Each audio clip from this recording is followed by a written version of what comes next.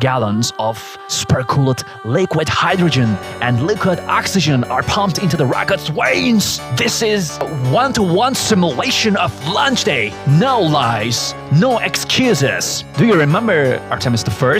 Hydrogen leaks, cryogenic failures, engineering confidence cracking in the cold. Artemis II is what happens after that book of shame is closed. Fixes were made, systems were reworked, but never forget us. Space does not forgive the past, it only retests it. NASA has backup plans, March, early April. This isn't a we fly if it works situation, this is a we wait if it doesn't situation. And now, the painful truth, the mission was delayed by, at last,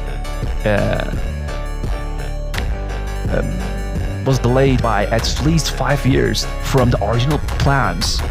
Why? Because the mission architecture changed. Orbital plans were revised, technical failures staked up, and yes, money. Budgets are the gravity of dreams. Look, here's a very simple, very uncomfortable truth. Humans are impatient, but the universe never rushes. We ask, why was it delayed?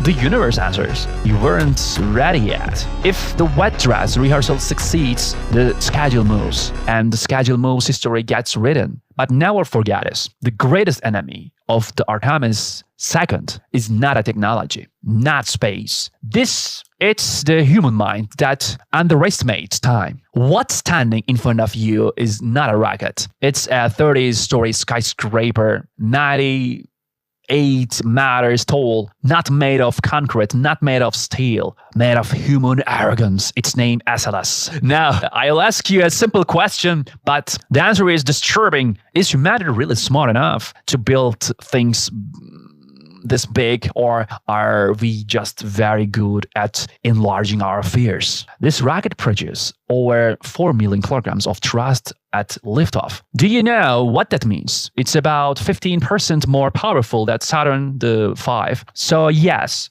we're deliberately leaving behind the legend that took Apollo to the moon. Why? Because the goal is no longer romantic. The goal is permanence. Now we arrive at the irony. Do you know that beats at the heart of this monster? RS-25 engines? Yes, the same engines, from the space shuttle. While building a new era, we are using an old heart. Why? Because NASA understands something very well. Time is expensive. Mistakes are more expensive.